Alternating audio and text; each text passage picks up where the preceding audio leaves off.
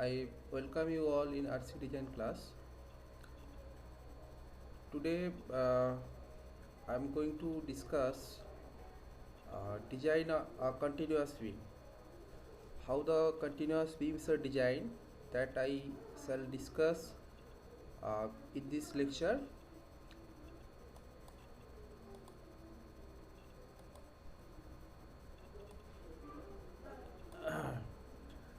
Now what is continuous beam? The continuous beam means when a beam is continuous over the support, so such beams are called continuous beam. Or you can say if the beam has more than one span, the beams are called continuous beam. So either beam is continuous over the support or beam has more than one span. Such beams are called continuous beam. So here we start to design a continuous beam. So the one problems we have considered, the design problem. So design a 3-span continuous beam. Supports are equidistant with equal length of 4 meter.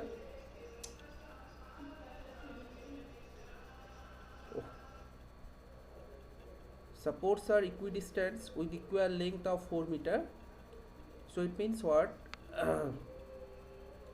So supports are equally placed, and you see that these supports are simply supported. We have considered this support is simply supported and the supports are equidistant. So here the 3 span having the spans are equal length. Length of span is 4 meter. Now the what load is acting, so you know that the load we have to consider for doing the analysis. So the load we have considered, so generally the UDL comes to the beam. So the dead load of 15 kilonewton per meter run, the magnitude of dead load, that is 15 kilonewton per meter length, and live load is 5 kilonewton per meter are subjected on beam. So the two loads are subjected on beam, and the cell point of beams are not considered. So what dead loads are mentioned, so in mentioned dead load, the cell point of beams are not considered. And the grade of concrete is M20 and grade of steel is Fe 500. So the magnitude of dead load and live loads are shown here. We have used two colors. The magnitude of dead load 15, where the cell point of beams are not considered. So you know that cell point of beams are considered as a dead load because this is a permanent load, so that you have to add in dead load. So it is clearly mentioned that weight of beams are not considered in dead load. Now the live load is given, that is 5 kilonewton per meter.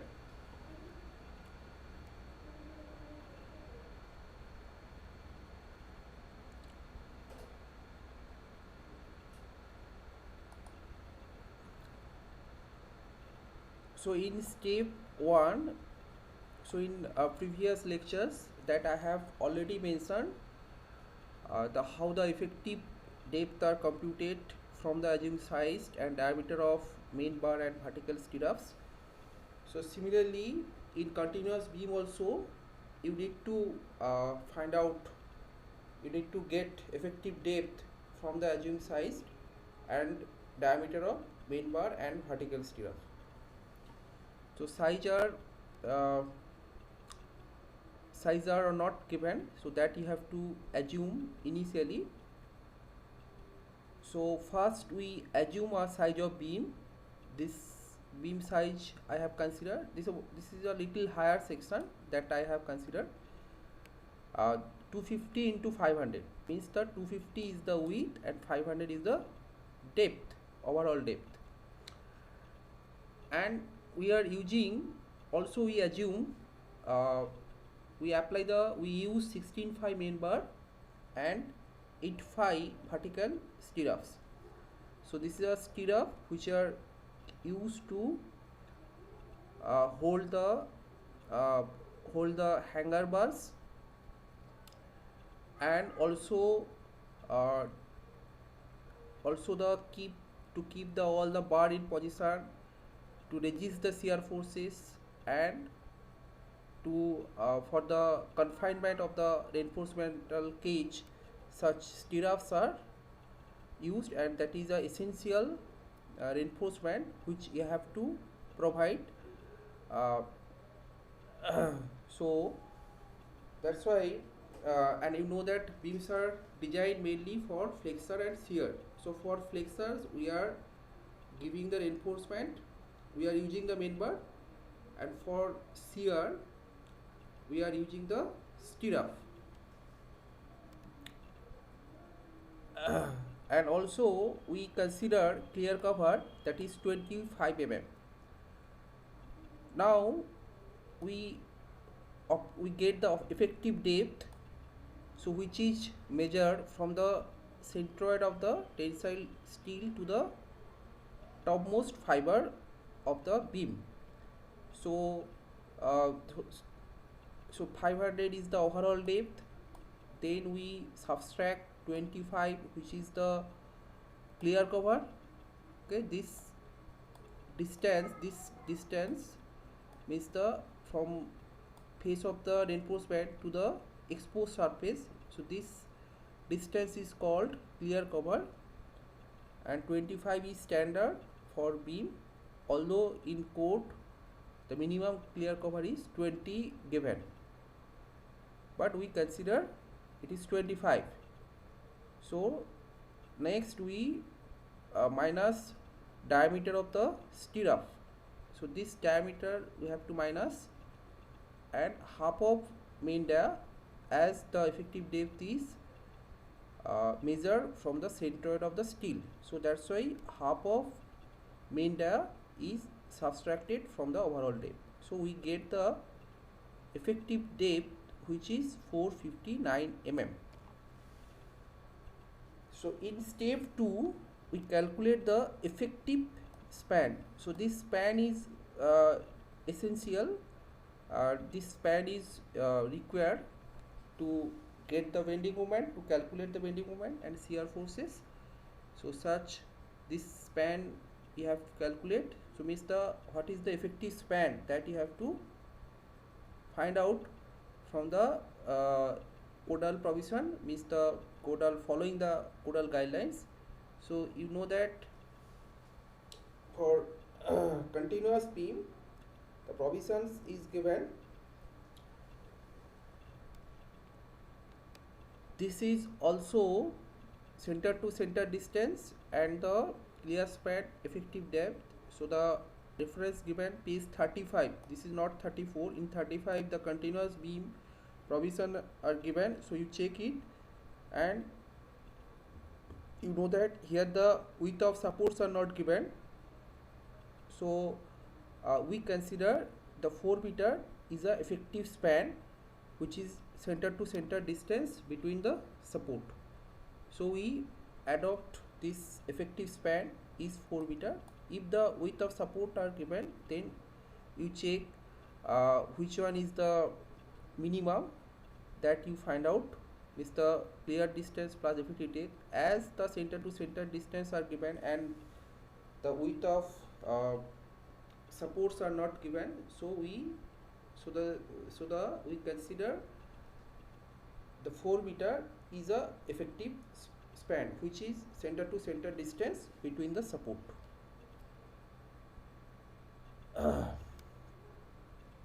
So it is the 35, page number 35, the continuous beam. This is for simply supported beam. Then in continuous beam the provision is given, so that I have not I did a mistake. So here the continuous beam will consider. So the provisions are given in IS 456 2000. So that you verify. So what provisions are given, you check it. So in step 3,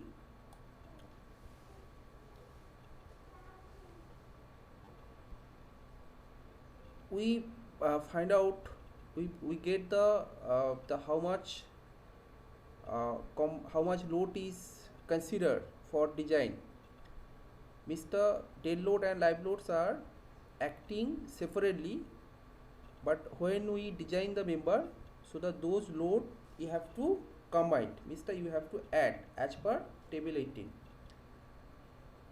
and the appropriate load factor is used. So and next we perform the analysis to get the bending moment and shear forces. So here you know that self weight of beam is not included in the load. So to calculate weight of beam and we need to calculate the weight of beam and add in dead load. So the what dimensions we have assumed, so that dimensions we have considered to get the weight of beam. So this is the width of beam and depth. So the size of beam is multiplied with unit weight of RCC. So 25 is the unit weight of reinforced concrete. The unit is kilonewton per meter cube. So this unit, if I multiply with area, then we get load per meter run, means this is a UDL. Now this UDL is added with given UDL, that is superimposed load 15. So we add it and we get the total dead load, which is 18.125,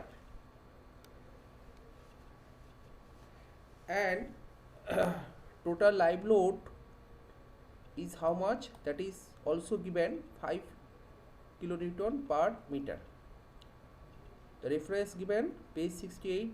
So using the so here the load combinations are done and the appropriate load factor is multiplied.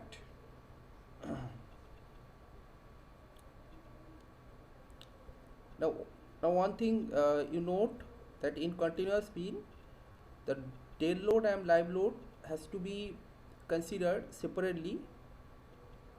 Okay, so that why those loads are considered separately, that I shall explain in next slide.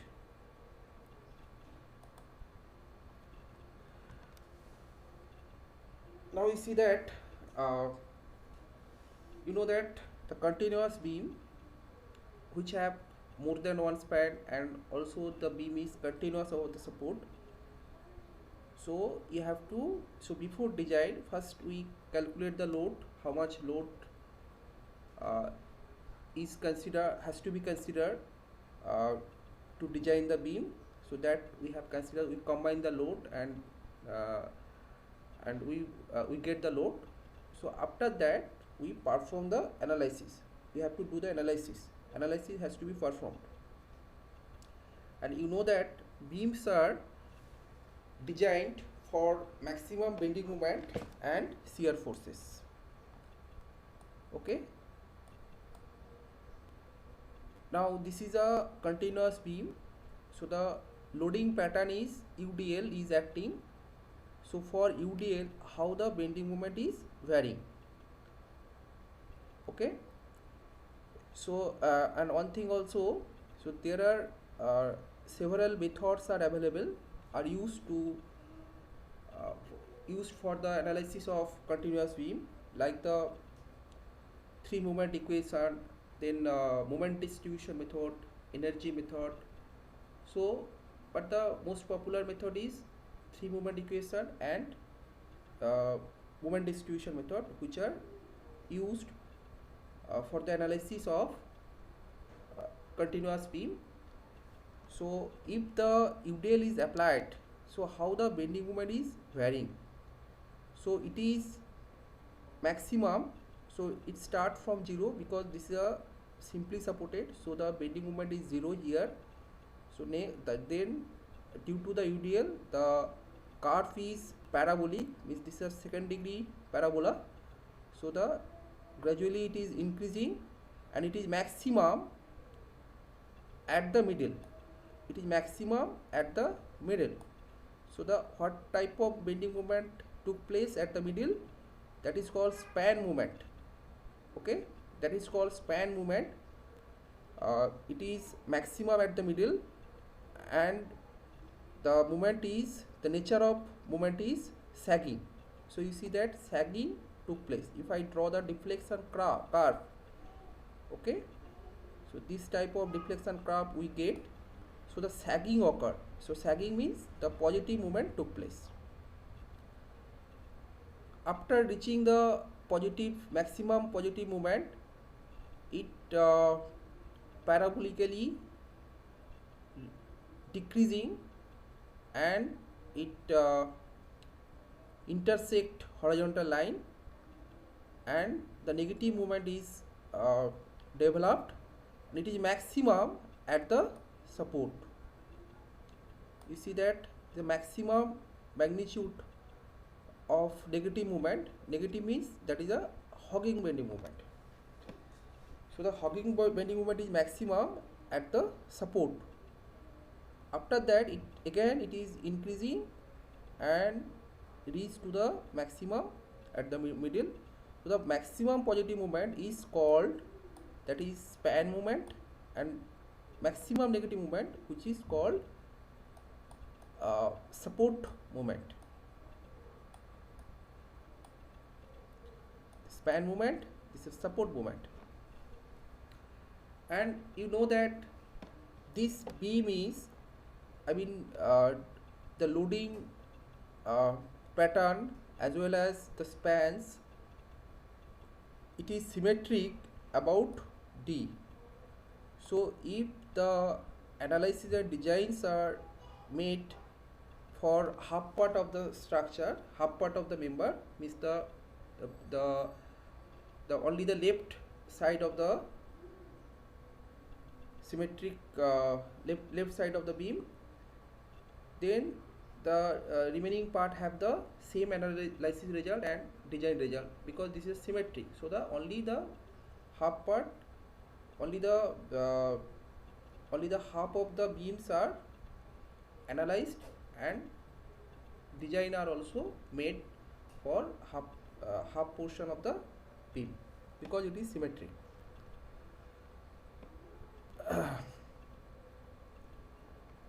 Now the shear force diagram.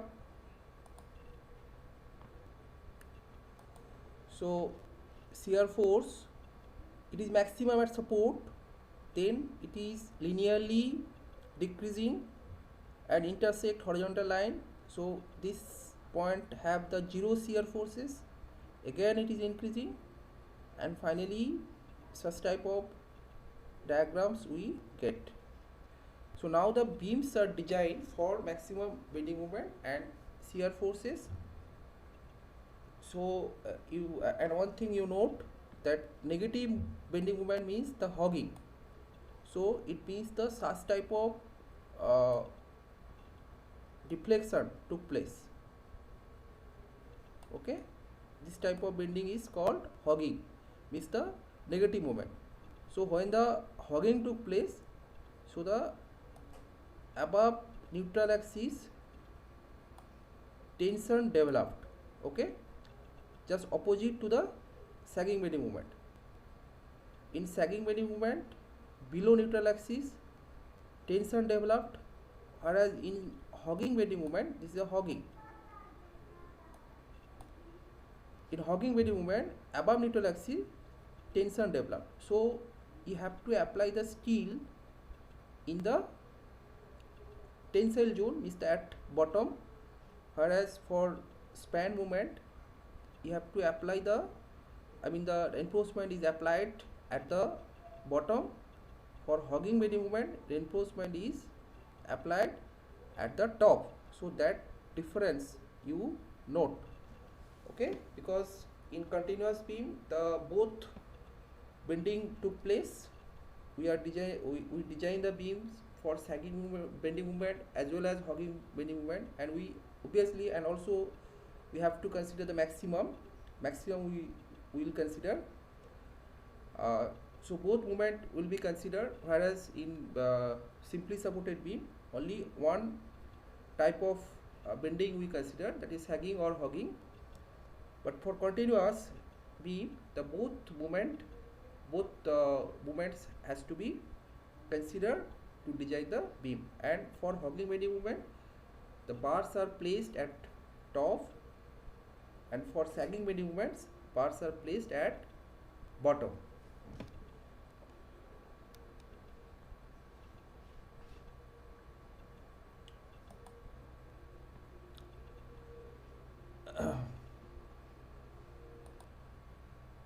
So now now so the here uh, in IS 456 2000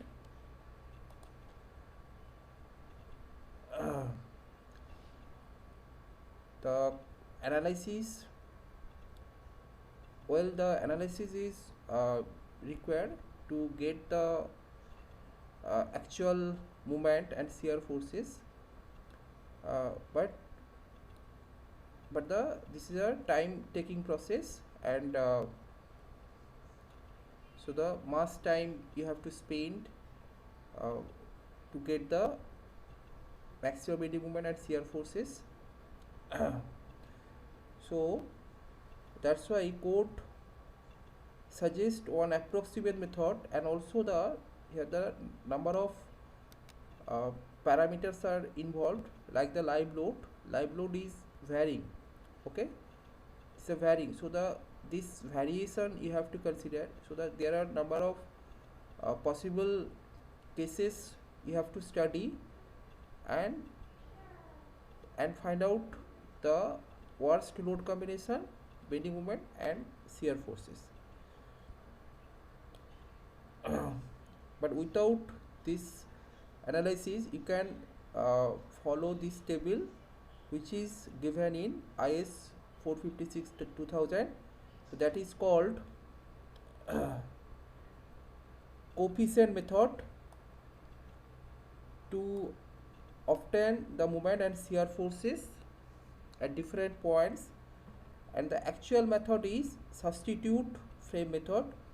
So this method you may use to get the exact bending moment, accurate bending moment and shear forces at different location.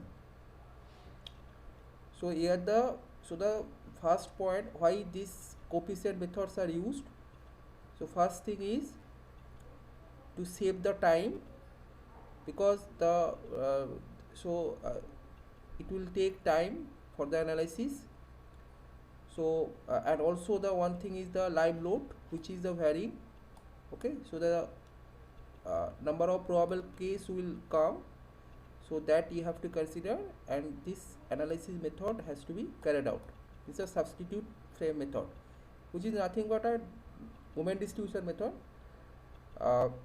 This is used in building, and for a individual frame we have considered.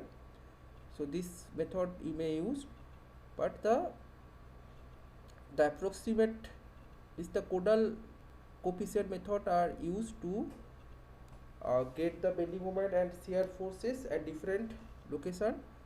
Without detailed calculation we can get shear force and bending moment. Using that coefficient we can get the value of moments and shear forces at different location. Okay, so here we use the coefficient method to find out bending moment and shear forces in different location. So the tables are given. So this is a bending moment coefficient table. So just using that coefficient we can get the bending moment at different location. So here no need of analysis are not required.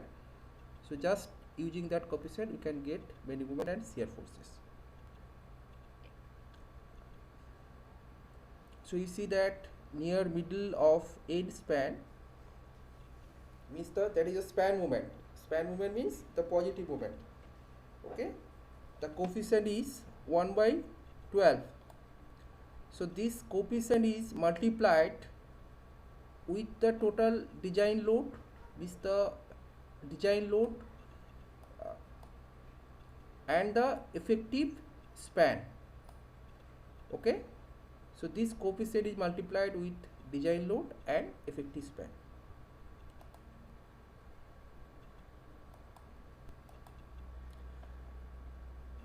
So bending moment and shear forces are obtained using the Kodal coefficient method, and this point you note, as beam is symmetric about D, then only half part of the beam are analyzed and designed.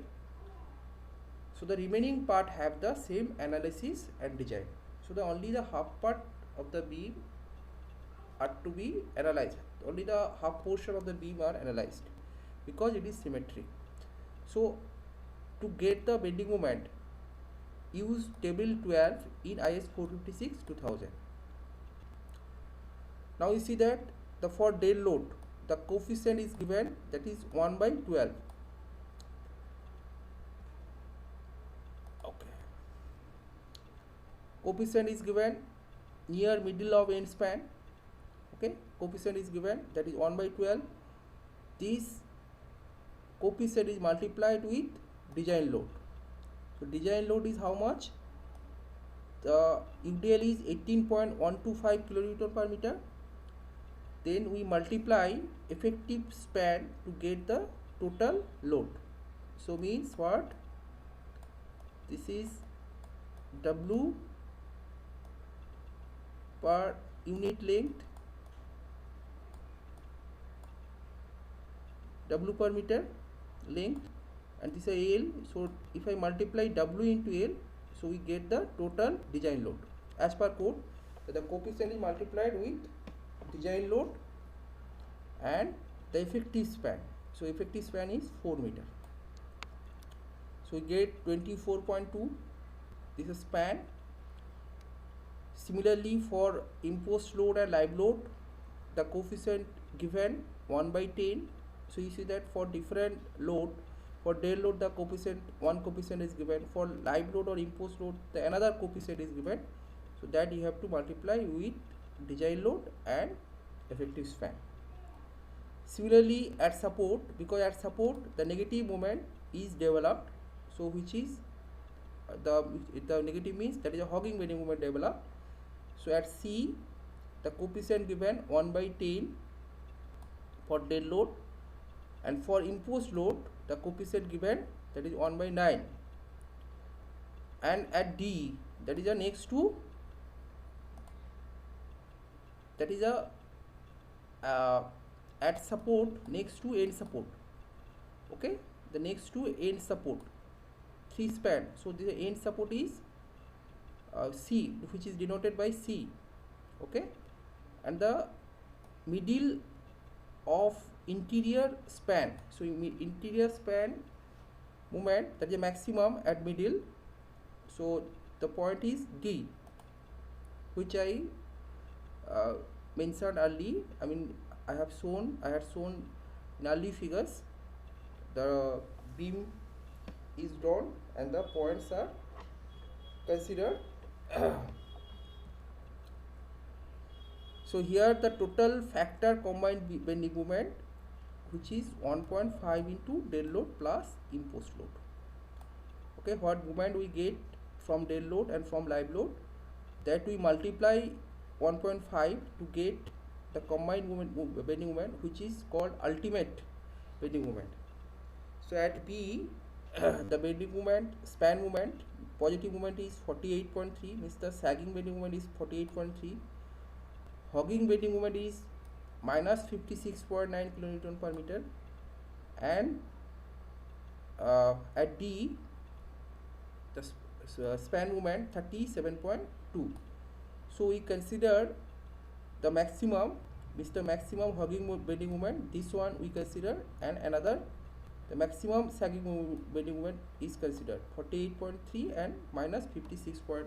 So these two movement we have considered and we calculate the reinforcement. And to check the limiting depth we use maximum bending moment.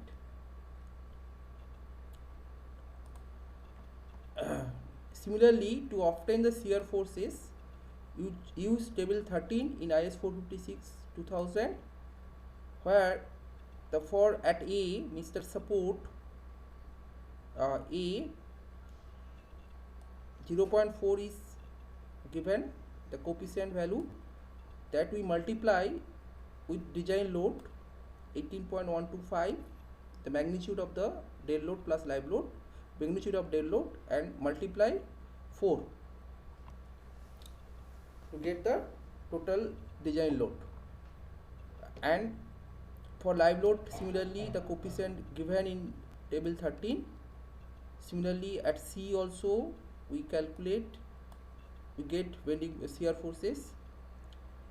So the maximum shear force developed at C, which is the interior A, B, this point is B, this point is A, this point is V, this point is C, again it is continued, then this point is D. So this point have the maximum shear forces, which is 83.3 kilonewton.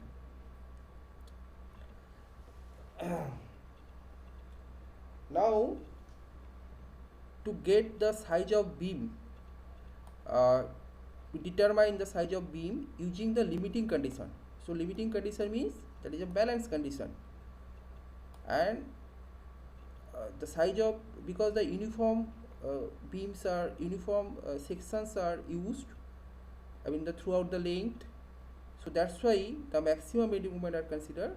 So because this maximum bending moment are considered to get to obtain the size of the beam. So the lesser bending moment are automatically satisfied.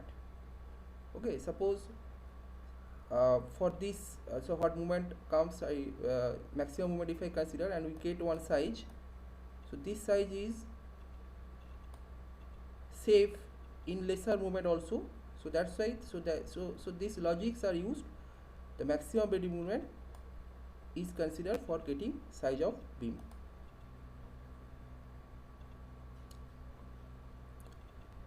Now this is the expression for expression of limiting condition, which is given in IS 456 2000, page number 96, annex G. So this expression is given, this is the limiting moment resistance of balance section. So an XU max by D value is obtained from this table for different grade of concrete, different grade of steel. The XU max by D values are given. So for 500 the value is 0.46. So solving this equation we get the minimum D or limiting D, which is 291.85.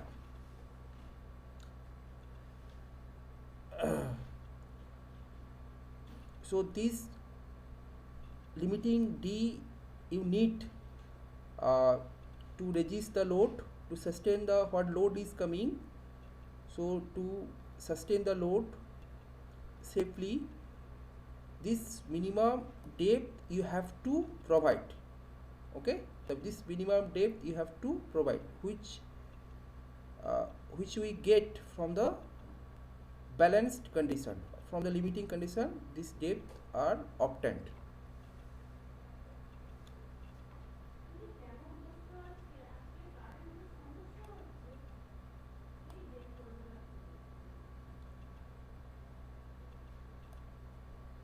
Now the same results can be obtained using the handbook SP16. So we have in the early lectures we have explained so how the SP16s are used, and why SP16s are useful in design. So that I have explained. So in just in SP16 page number 10 table D, the value given 2.66, and this unit is Newton per millimeter square. So we 56.9 is the maximum moment I have considered, and this is multiplied with 10 to the power 6 kilonewton meter, so that we convert to the Newton millimeter. So we multiply 10 to the power 6. Now B is 250, so D is root over of this, so we get the 292.5, which is almost same.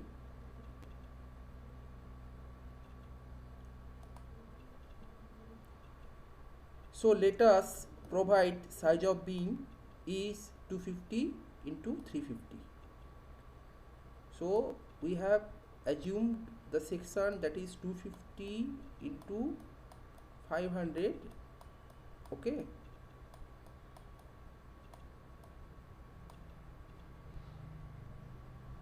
But we provide size of beam that is 250 into, so the lower sections we have provided finally.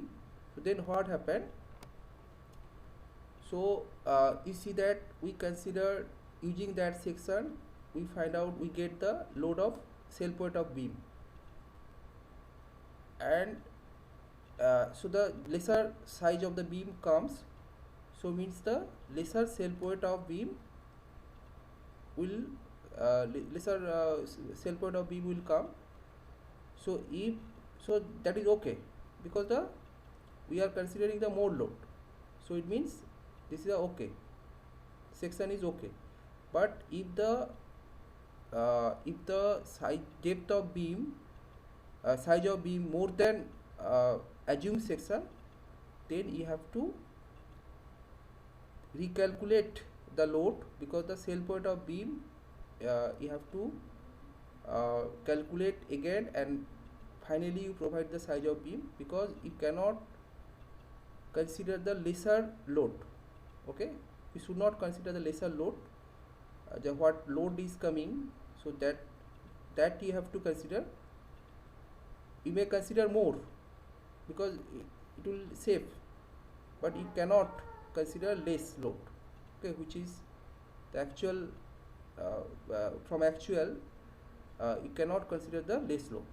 So that's why if the sectional size comes more than assumed section, then the recalculation has to be performed.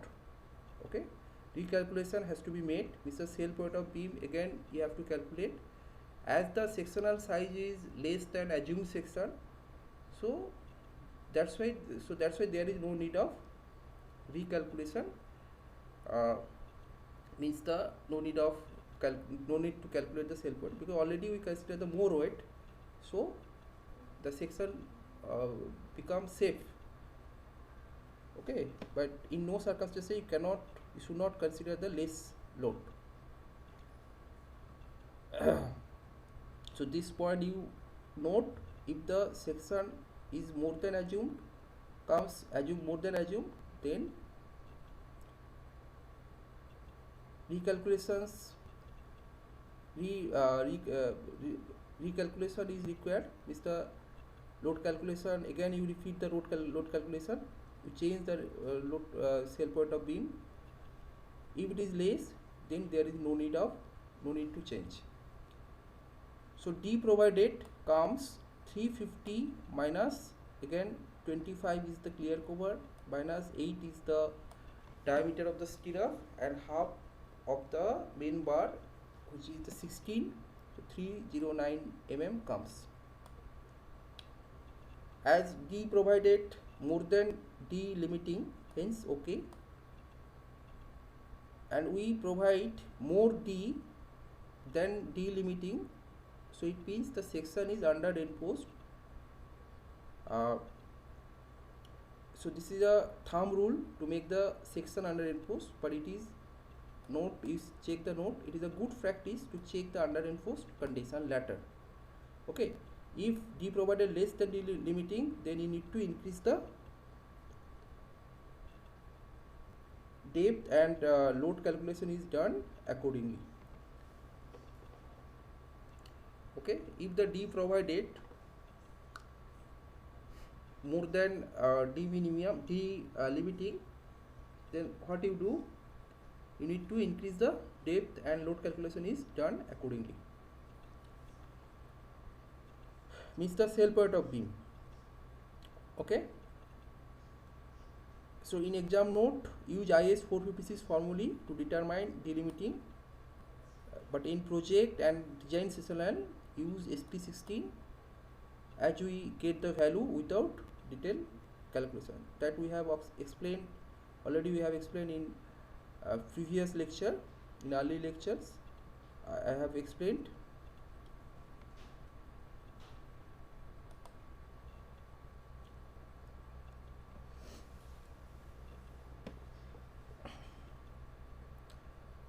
Next we find out the area of steel.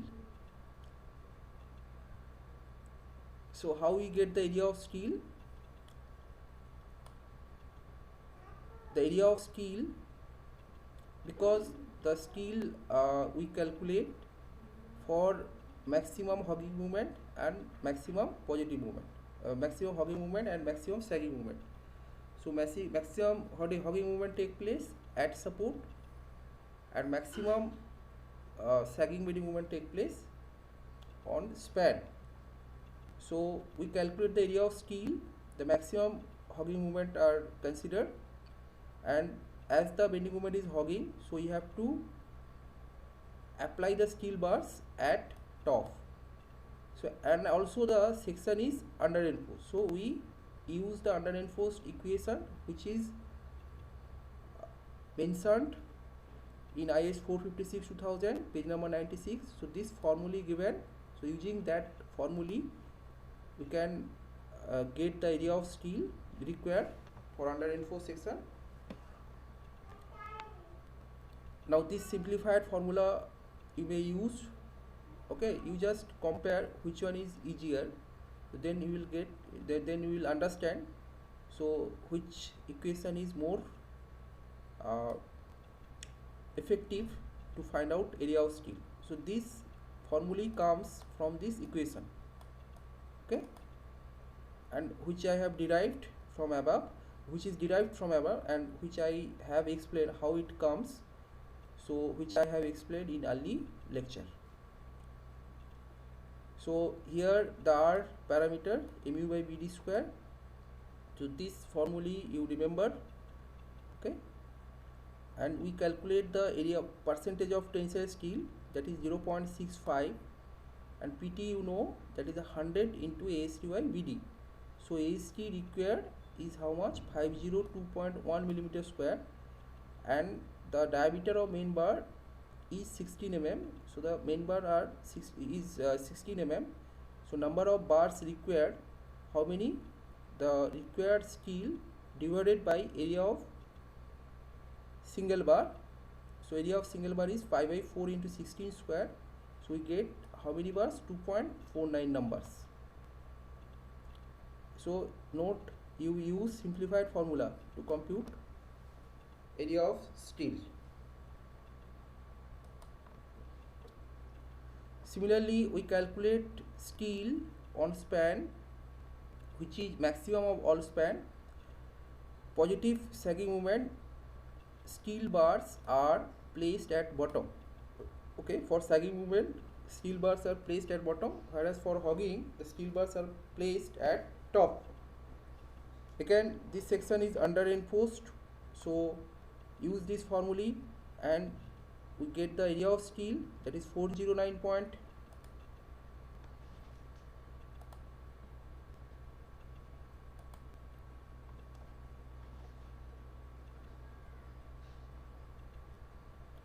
409.4, and number of bar required 2.03 numbers. So let us provide how many bars. So you see that uh, for hogging bending moment you need a 3, but we provide 4 number 16.5 N bar at top in the support region, whereas the 3 number 16.5 N bars are used uh, in the span. I mean in all span the bars are 3 number 16.5 bars are used. So let us so the AST provided at top is how much? 803.84. So 4 into 4 number of bar, so 4 into area of main bar.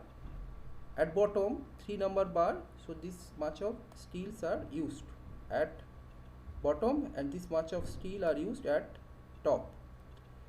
We can get the AST using the SP16. So maximum movement are considered. You see the 2.43 comes. So this parameter you need mu by bd square, that we have explained in early lecture. So just you check it.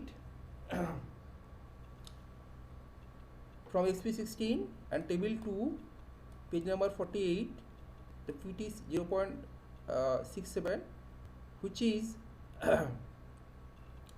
almost, so here the spelling mistake, WHICH is almost same as we get from IS 456 2000 code. So in step now we go to step 6. We move to step 6. Here we check the strength in flexor. Okay, use this equation and what steel we provide, what section we finally provide. So we get the moment 86.9 kilonewton meter, which is less than applied. So it means the section is okay. So this is a check of strength, check strength in flexor. The flexural strength are checked after providing steel and providing section. So these tables are used. Okay. So the intermediate values means the linear for intermediate value linear interpolation are made. Now we check the minimum and maximum reinforcement. So that also I have explained in previous lecture. So using that codal provision, clause number 26.5, then this clause for maximum steel, minimum steel, the minimum steel, the expression, you see that this is 131.3, which is provided steel is more than this minimum. Okay, codal minimum reinforcement. Okay, so this hence okay, and the maximum tensile reinforcement as per code, this value given 0.04 BD. D is the overall depth, you note it. Okay, this is not effective depth, this is overall depth. So maximum is 3500. So what steel we provide, that should be within minimum and maximum. So hence the section is okay. So this criteria I have checked, minimum and maximum. Next we check the deflection.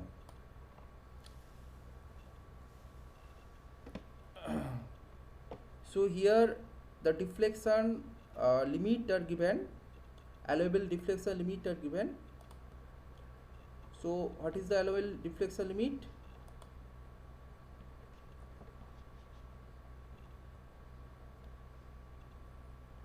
Deflection limit is 26 for continuous beam.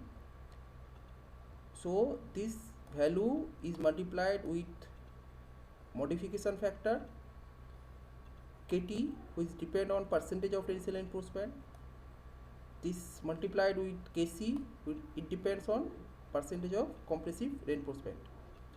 If the compressive reinforcement are not used, means if the sections are not doubly reinforced, then Kc become 1. Okay, so now we find out KT, the PT value, we get the PT value, that is 100 into AST provided. Okay, so the for deflection check, the span is considered, not the support, because the deflection took place, maximum deflection occurred at the on span. not in support. Okay, at support the deflection is 0. So so that's why the deflection is checked in span. Okay, so maximum span movement will be considered. Here the note again I have mentioned the note. To check the deflection, always span movement will be considered. So Fs is calculated using that formula which is given in figure 4, the figures and the expression given. So Fy into AC required by provided, get the value Fs stress of steel 196.9. Then then we assume a curve between 190 and 240. Okay, so we assume a curve which is 190, and so this curve close to the 190, this curve close to the 190. The percentage of tensile reinforcement is 0.78, so this value 678. Okay, now we this value we project on assumed curve. So this point is intersected, and you see that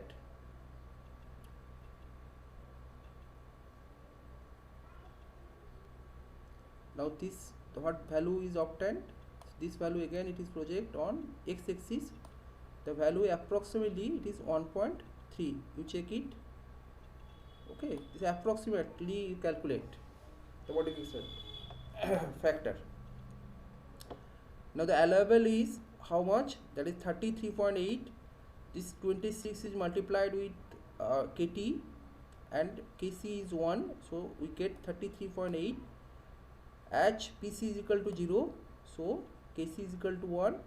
So the provided value is the span is effective span is taken 4000 and D is 309. Again I did the mistake here.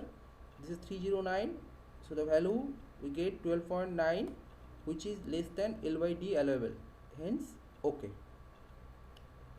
Go to page number 37 and 38, reference IS 456 2000.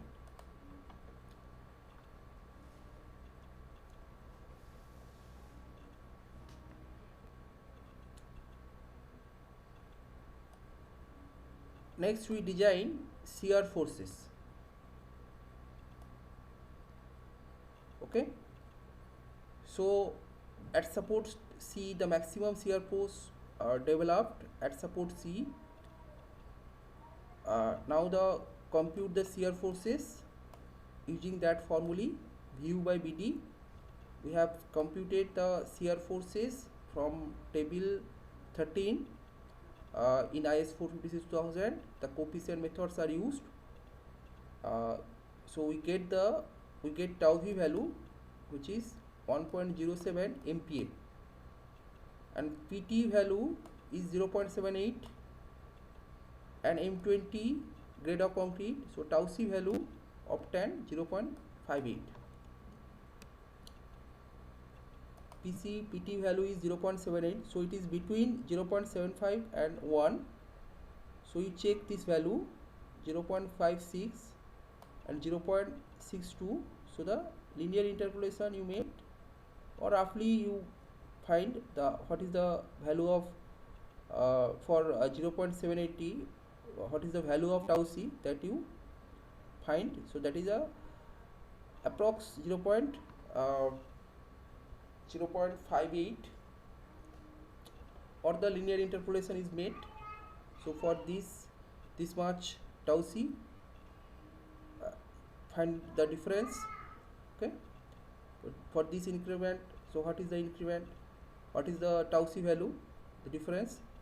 Okay, and for 0.78, so you can easily get the value of 0.78. so just do the linear interpolation. Okay, if you do not know, if you do not find the if you could not get this value, so you can contact with me. I shall tell you how the value is coming.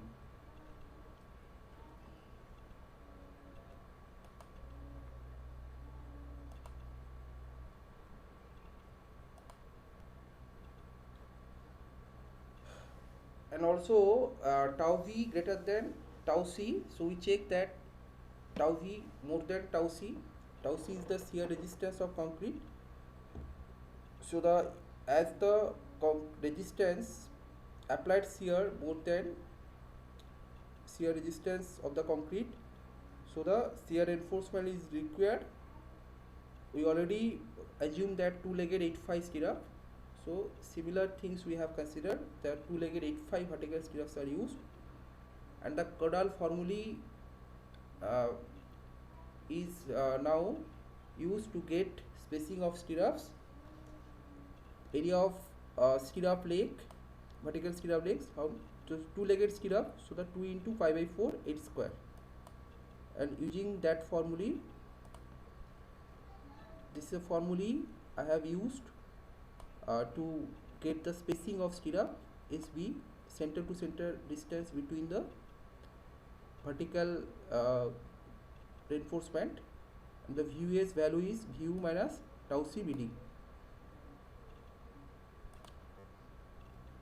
So required spacing is how much? That is 350.8, but as per code the maximum spacing of stirrup is 3D or 300, whichever is less. So it means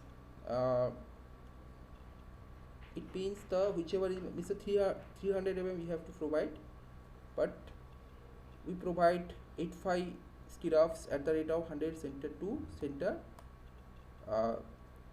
So the very lesser spacings are used, because the that if I consider the earthquake load, so the better confinements are required.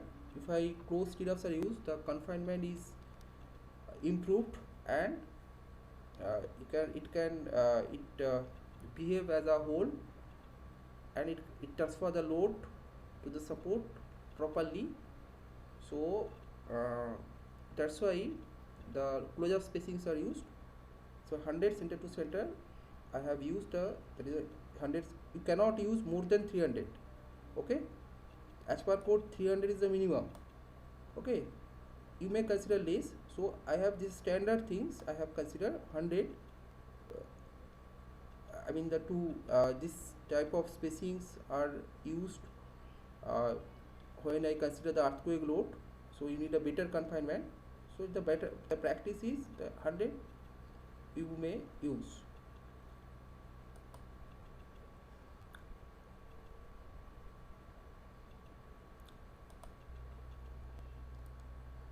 Now go to check development length. In the early lectures I have explained.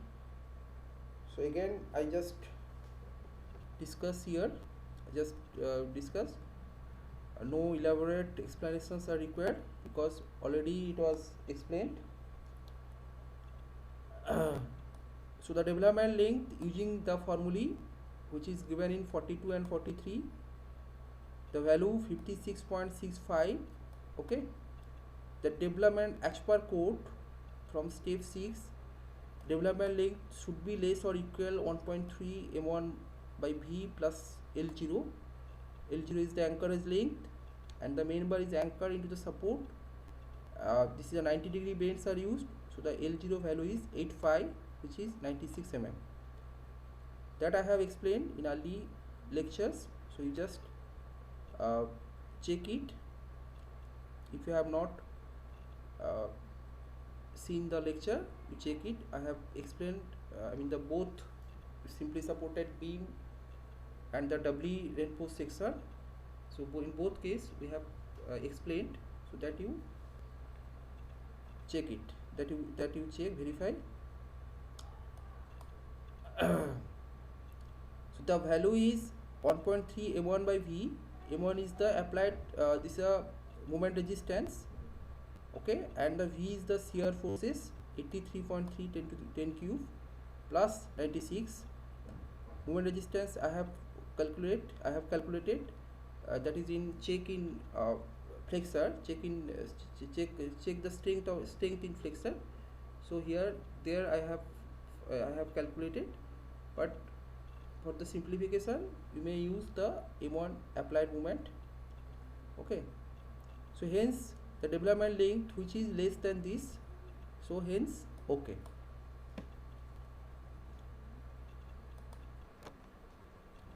This is a codal provision, this formula you have to use, then this table is required, and the 1.6 is multiplied, the deform bars are used, so the above value is multiplied with 1.6.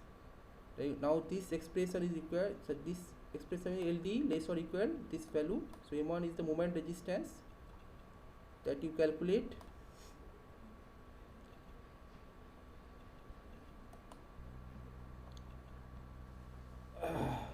So you see that this is a reinforcement details of continuous beam. Okay, so this is a longitudinal view. Leaving the clear cover, you see the main bars are placed, so this is a main bar. Now the stirrups are used which is around the longitudinal bar, so that's why this 8 will appear on the longitudinal view, so that's why it is that this extension is made 8 phi. The spacing of stirrup is 8 phi at the rate of 100 center to center,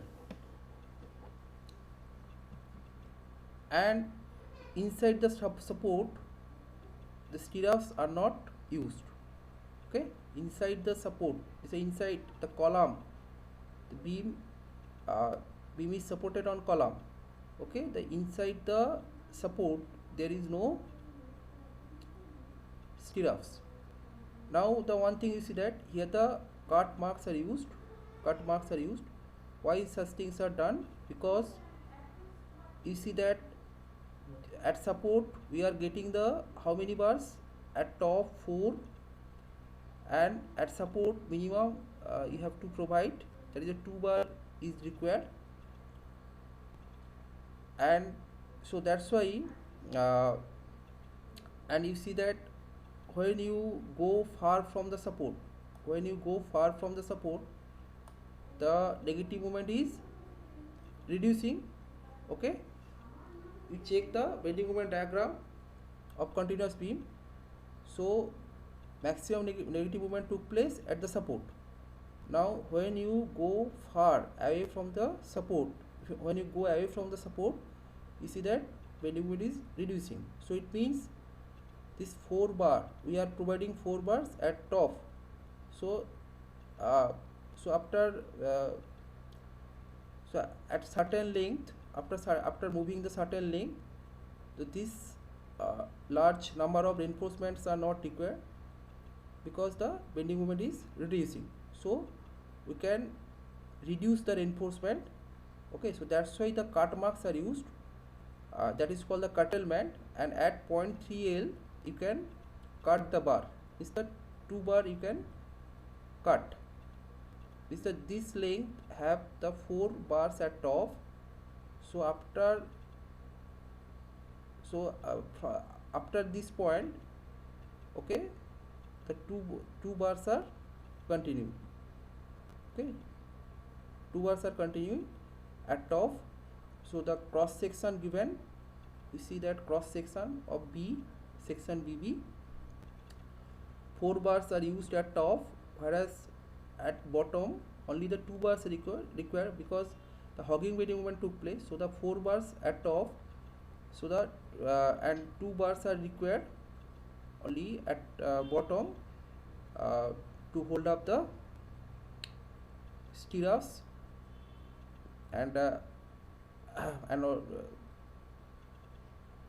and similarly in the cross section A, this on span, how many bars are required, how many bars are provided, that is 3 numbers 16.5, and at top after cutting the 2 bars, so the 2 bars are continued and it is go inside the support, and this bar is anchored into the support. The 90-degree bands are used. Okay, so this is 0.3 L.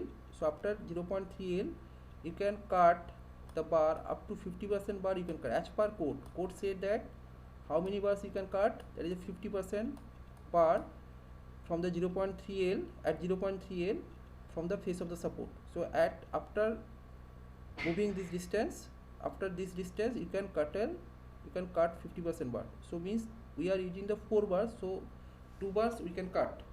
So we have we reduce the 2 number of bars. Similarly on span also 0.25 L, the 3 bars are coming and here we cut 1 bar. So in this portion 4 bars at top and 2 bars at bottom, whereas in this portion 3 bars at bottom and 2 bars at top.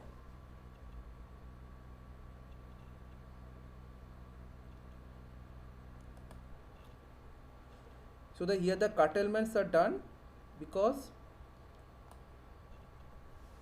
curtailment is done basically to reduce the reinforcement along its length in beam depends on the bending moment. So as you know that this reinforcement depend on bending moment.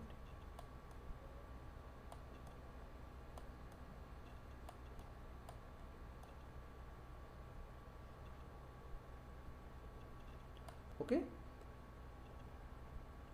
sorry, this is a positive moment, negative moment. You see that from support, if you go far from the support, the moment are reducing. So it means at certain length, so there is no need of much reinforcement. You can cut 1 or 2 bar. So when you reduce the reinforcement, so the cost is less, and it become economic. Okay, as the cost is less, as you save the steel. Okay, so economy criteria is fulfilled. So you see that curtailment is done basically to reduce the reinforcement along its length in beam depend on the bending moment. As the bending moment is varying, so reinforcement also, we are designing the beam for maximum moment, maximum shear forces. So after certain distance, so this large number of reinforcement are not required. We can cut 1 or 2 bars as per code. Okay, for the curtailment we follow the codal guidelines are followed, which is given in IS 456-2000, and we are also follow SP 34 regarding the curtailment of beam. So basically for the economic, to make the economic or to save the steel, so when the reinforcement is reduced, automatically the cost of the beam, the casting cost is less. So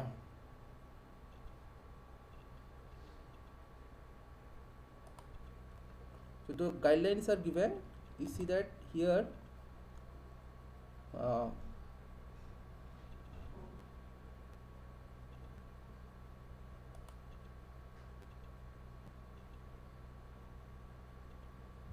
how much length you embedded into the support, that is this provision is given.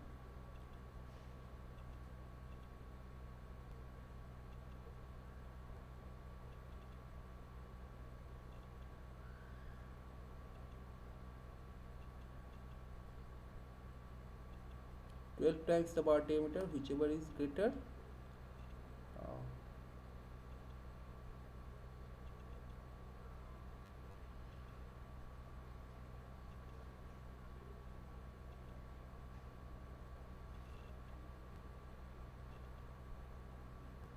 The curtailment length is given 1/4 the positive moment.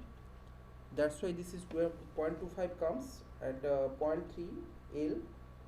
Okay, at top. So means the after 0.3 L from the support, you can 50% bar you can cut. And similarly at bottom also from span, from support it is a 0.25 L, 1/4 L, you can cut 50% bar. So this is a 1/3 positive reinforcement, so 1/3 means 0.33, okay, in simple member, and 1/4 the positive, 1/3 the positive moment reinforcement in simple member, and 1/4 the positive moment reinforcement in continuous member shall be extended. So this length we have to extend. Okay, the provision given the 50% bar.